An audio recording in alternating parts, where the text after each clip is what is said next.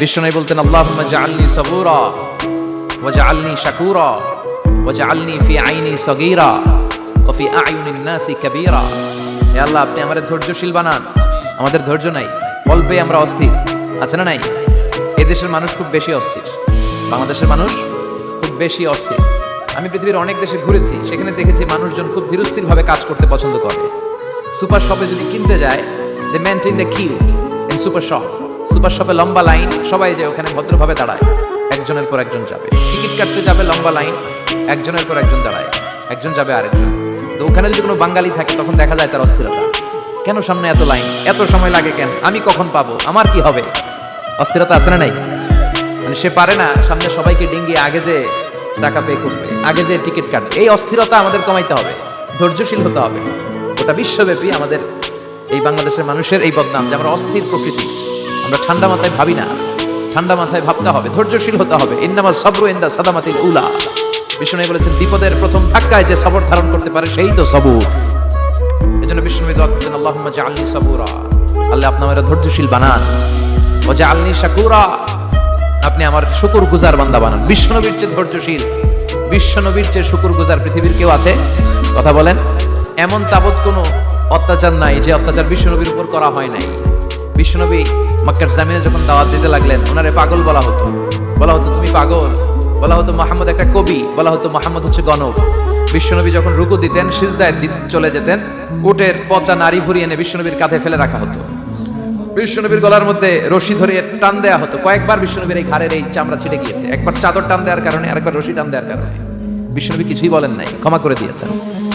যেই মক্কার শত্রুরা বিশ্বনবীকে মক্কা থেকে বিতাড়িত করেছেন, এবং যেই রাতে উনি হিজরত করলেন, মাইগ্রেট করলেন, উনি কেঁদে কেঁদে বারবার মক্কার দিকে ফিরে তাকায়, আবার যায়, আবার ফিরে তাকায়। মাতৃভূমির মায়া ছাড়তে পারছেন না, আর বলছিলেন মক্কা তো আহাব্বুল বিলাদ ইলাইয়া, মক্কা আমার কাছে সবচেয়ে প্রিয় শহর।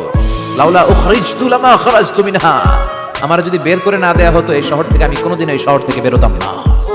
এত ভালোবাসতেন বিশ্বনবী মক্কাতুল মুকাররমাকে। ধৈর্যশীল ছিলেন।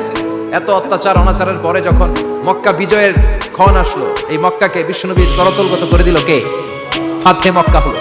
বিশ্বনবী চাইলে পিষে পিষে প্রতিটা কাফের মুশরিককে শেষ করে দিতে পারতেন, ঠিক কিনা? কিন্তু বিশ্বনবী বললেন, লা তাসরিবা আলাইকুমুল ইয়াউম ইযহাবু আনতুমুত তুলাকা। কোনো রিভেঞ্জ চলবে না, আজকে কোনো প্রতিশোধ নাই।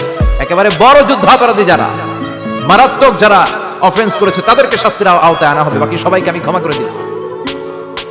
In the long history of the world, there is no instance of magnanimity and forgiveness which was showed by our beloved Prophet Muhammad when all of his enemies laid under his feet and he forgave them one and all. পৃথিবীর ইতিহাসে এরকম নজির কোথাও পাওয়া যায় না, যাকে এত অত্যাচার করে বিতাড়িত করা হয়েছে, নির্বাসন দেওয়া হয়েছে, হিজরতে বাধ্য করা হয়েছে। তিনি যখন ওই শহরকে আবার বিজয় করলেন, কাউকে আঘাত করলেন না, আগুন জ্বালিয়ে শহরটাকে জ্বালিয়ে দিলেন না, ওদের বংশকে নির্বংশ করলেন না, বরং মুচকে হেসে উনি বললেন, যাও, ক্ষমা করে দিলাম। কি ধৈর্যশীল ছিলেন। আবার দোয়াও করতেন, আল্লাহুম্মা জাআলনি সাবুরা, আল্লাহ আপনি আমার ধৈর্য বাড়ায় দেন। ওয়া জাআলনি শাকুরা, আপনি আমার শুকরগুজার বানান। ওয়া জাআলনি ফি আইনি সগীরা, আল্লাহ আমার চোখে আপনি আমারে ছোট বানান। ওয়া ফি আয়ুনিন নাসি কাবীরা, আল্লাহ মানুষের চোখে আপনি আমারে বড় বানান। কি মানুষ ছিল, নিজের চোখে নিজে ছোট থাকতে চাইতেন। আমরা নিজের চোখে নিজের বড় মনে করি, এরকম ডাকাইত আছে না নাই? নিজেরাই নিজে মনে করে কত বড় সাহেব, লাট সাহেব। মান তাওয়াদাআ তারাফা, এটা হচ্ছে সুন্নাতুল্লাহি ফিল আরদ। মান তাওয়াদাআ তারাফা, যে নিচে নেমে থাকতে চায়, আল্লাহ ওরে টেনে উপরে উঠায়। আর যে খালি উঠতে চায়, হিংসা করে, অহংকার করে উপরে ঠেলতে চায়, ওরে নিচে নামায় দেয় কে? সাইয়েদনা আদমকে আল্লাহ বললেন, আদম সাল্লিমা আলা উলাইকান নাফার লাম্মা খালাকাল্লাহু আদামা ওয়া কানা তুলহু 60 যিরাআন। নিচে নেমে গেলে যে উপরে ওঠে, আর উপরে উঠতে চাইলে যে নিচে নামে। উদাহরণ দেখেন, আদম আলাইহিস সালামকে তৈরির পর আল্লাহ বললেন, আদম সাল্লিম আলা উলাইকান নাফার, এই ফেরেশতাদের সালাম দাও। কি দাও? সালাম দাও। কোনো প্রশ্ন নাই, আল্লাহ সালাম দিব কেন? ফেরেশতারা আমারে দিব না কেন? আমি আগে দিব কেন? কথা আছে কোনো? যেই সালাম দিল, সালাম দেওয়ার সাথে সাথে ওনার মর্যাদা বাড়িয়ে দিল কে?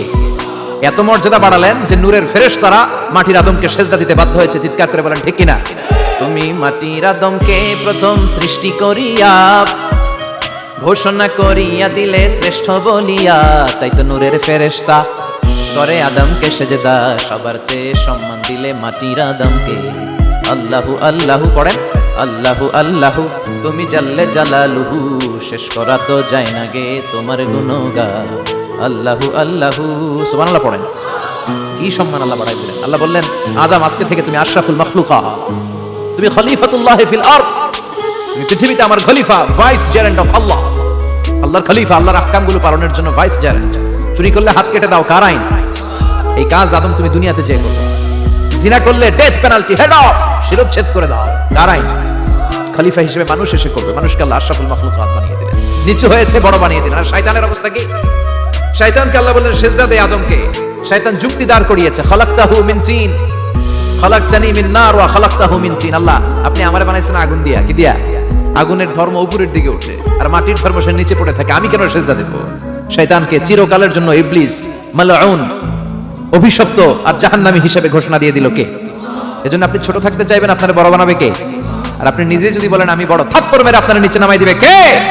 এজন্য বিশ্বনবী দোয়ায় বলতেন, আল্লাহুম্মা জাআলনি সাবুরা ওয়াজআলনি শাকুরা ওয়াজআলনি ফি আইনি সাগীরা ওয়া ফি আয়ুনিন নাসি কাবীরা।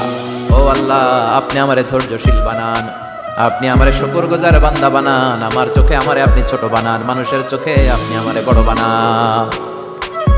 সুবহানাল্লাহ পড়েন। এজন্য সবসময় শুকরগুজার থাকার চেষ্টা করতে হবে। রাজি আছেন তো? যে কোনো মুহূর্তে, যে কোনো পরিস্থিতিতে আমরা শুকরিয়া করবো কার? চিল্লায় বলেন কার? আমরা যেন বেশি বেশি আল্লাহ তাআলার শুকরিয়া আদায় করতে পারি। আল্লাহ তুমি তৌফিক দাও। সবাই পড়ি আমিন। উত্তর চান্দোলা হিলফুল ফুজুল ইসলামী সংগঠনের উদ্যোগে আজকের এই তাফসীরুল কোরআনের প্রোগ্রাম। হিলফুল ফুজুল নামটা আমার বড্ড প্রিয়। বিশ্বনবী যখন 15 কিংবা 20 বয়স, কোনো বর্ণনায় এসেছে 15, কোনো বর্ণনায় 20, তখন তিনি একটা ছাত্র সংগঠন করেছিলেন, ইয়াং স্টারদের একটা অর্গানাইজেশন করেছিলেন। ওটার নাম তিনি দিয়েছিলেন হালাফুল ফুজুল। হালাফুল ফুজুল, ওইটারই আমরা বাংলায় কি বলি? হিলফুল ফুজুল। হালাফ মানে শপথ, oath, we take an oath in the name of Allah, আল্লাহর নামে শপথ নেয়ারে বলে হালাফ। আর ফাদিলা, ফাদলুন, এগুলোর প্লুরাল হচ্ছে ফুদুল। ফুদুল মানে ভালো কাজ। ভালো ভালো কাজের উপর বিশ্বনবী যুবকদেরকে একত্রিত করলেন যে মক্কা শহরে কোনো টেন্ডারবাজি চলবে না, কোনো চাঁদাবাজি চলবে না, দুর্বলের উপর সবলের অত্যাচার চলবে না, জালিমের জুলুম চলবে না, হত্যা চলবে না, ধর্ষণ চলবে না, রাহাজানি চলবে না। মক্কা শহরটারে শান্তির শহর বানাতে হবে। যুবকরাই দায়িত্ব কাঁধে নিয়েছে। কারা? মুরব্বীরা না, যুবকরা। যুবকদের আছে প্রাণ ঢালা উচ্ছ্বাস, অনেক শক্তি। এজন্য যুবকদেরকে ভালো কাজে আসতে হবে। যুবকরা চাইলে এই দেশের চেহারা পাল্টে দিতে পারে। এদেশে যুবক ভোটার আছে কয়জন জানেন? নতুন করে যুবক ভোটার হয়েছে 2 কোটি। কয় কোটি? 2 কোটি না? Can you imagine that? কল্পনা করতে পারেন? They can change Bangladesh, they can change the face of Bangladesh. তারা 56,000 বর্গ মাইলের এই বাংলাদেশের চেহারা পাল্টে দিতে পারে। তাদের অনেক শক্তি। এজন্য যুবকদের এই শক্তি কাজে লাগাতে হবে। ফেন্সিডিল, গাজা, ইয়াবা, হিন্দি সিনেমা এগুলোর পিছনে দৌড়ানো যাবে, পর্নোগ্রাফির পিছনে ছোটা যাবে। যুবক বয়সে ভয় করতে হবে কারে? চিল্লায় বলেন কাকে? আল্লাহ আমার যুবক ভাইদেরকে তুমি তৌফিক দাও। বিশ্বনবী এই হালাফুল ফুদুল তিনি গঠন করলেন মক্কাতুল মুকাররমাতে। পুরো মক্কা শহরটা শান্তির শহর হয়ে গেল। সুবহানাল্লাহ। আল্লাহ উত্তর চান্দোলা হিলফুল ফুজুল ইসলামী সংগঠনকে তুমি কবুল করো। আজকের প্রোগ্রামের সভাপতিত্ব করছেন আল্লামা অধ্যক্ষ গোলাম সরোয়ার সাইদি পীর সাহেব আড়াইবাড়ি দরবার। আমার প্রিয় নানা ভাই আলোচনা করেছেন, বয়ান করেছেন। আল্লাহ নানা ভাইকে কবুল করুন। নানা ভাইটা একটু ইয়াং হয়ে গেছে না? হ্যাঁ, অনেক জায়গায় লোকজন খুব বিভ্রান্তিতে পড়ে যায়। ঘটনা কি? আপনি নানা নানা হইলেন কবে, নাতনি হইল কবে, আবার জামাই বলেন কবে? তো আমারও বলে যে তুমি যে আমার নানা ভাই বানাইছো, আমি তো এর উত্তর দিতে দিতে কাম সারা। তো আল্লাহ নানা ভাইকে তুমি কবুল করো। তিনি হকের কথা, কোরআনের কথা বলেন। পীর সাহেবদের মুখে এরকম হুঙ্কার দেখা যায় না। কথা কন? এরা থাকে খানকায়, এদের পেট থাকে বড়। সবার কথা বলছি না, বেশিরভাগ। কথা বলেন। এই ভণ্ডামি এই দেশে আছে না নাই? দোদেল বান্দা কালমা চোরে না পায়, শ্মশান না পায় ঘোরে, দিন থাকিতে আয়রে পথে ছাইড়া দে ভণ্ডামি, ভণ্ডামি ভণ্ডামি ভণ্ডামি, ছাইড়া দে ভণ্ডামি। আছে না নাই? নামাজ কালাম পড়ে না, ইবলিশ শয়তানের নানা। আছে না? নামাজ নাই, রোজা নাই, নাচানাচি, নাচ গান, গোসল করে না, সারা বছরে করে একবার, ওই গোসলের পানি মুরিদরা খায় ফেলায়। আছে না নাই?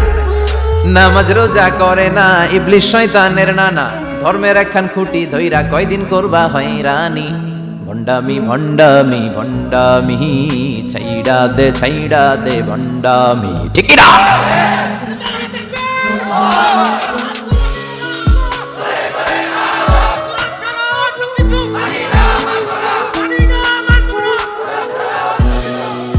ভণ্ড পীর ও পীর, আমার নানা ভাইও পীর। কথা কন? পীরে পীরে পার্থক্য আছে না নাই? পীরে পীরে পার্থক্য আছে, এজন্য পীর চিন্তা হবে। এদেশে এই পাক ভারতে ইসলাম প্রচারে ওলিয়া উলিয়াদের, পীর মাশায়েখদের অবদানের কোনো শেষ নাই, কিন্তু চিন্তা হবে, কষ্টি পাথর দিয়ে যাচাই করে নিতে হবে। কারণ এই পীরের আদলে অনেক ভণ্ড এই বাংলার জমিন আছে না নাই? এই ভণ্ডদের সাথে আমাদের কোনো সম্পর্ক নাই। ওনার দরবারে আলোচনা হয়, সাইদ কামালউদ্দিন জাফরি সাহেব যায়, আমরা যাই, দেশ বরেণ্য ওলামায়ে কেরামরা যায়, যারা হকের কথা বলে, যারা কোরআন সুন্নাহর আলোকে বলে, কোনো ভণ্ডামি নাই। যাবেন, প্রতি বছর যাবেন। এরপরে যে কেরাত সম্মেলন হবে না এবার 17ই ফেব্রুয়ারি, আমার প্রোগ্রাম যশোর। আমাকে অনেক বলেছিল থাকতে পারলে আমিও কোরআন নিয়ে কিছু কথা বলে আসতে পারতাম, শুনে আসতে পারতাম কারীদের তেলাওয়াত। যাবেন আপনারা, দাওয়াত করে দিলাম। আল্লাহ আজকে সভাপতিকে তুমি কবুল করো। তারপরে আজকে কথা বলেছে মাওলানা রফিকুল ইসলাম ভুইয়া সাহেব, আমাদের সভাপতি সিরাতুন নবী ফাউন্ডেশন চান্দোলার। না, রফিক ভাইয়ের চেনা না এমন কেউ নাই, এজন্য আর কিছু বলতেছি না তার নামে। আল্লাহ রফিক ভাইয়ের তুমি কবুল করো। গোলাম কবির চৌধুরী আল আজহারি আসতে পারে নাই, আমার বন্ধু মানুষ, একসাথে পড়াশোনা করেছি। এরপর আমার এক মিতা মিজানুর রহমান আতিকি, আমরা আগে আলোচনা করেছি। আল্লাহ তাকেও তুমি কবুল করো। সালাত নিয়ে কথা বলতেছিলেন।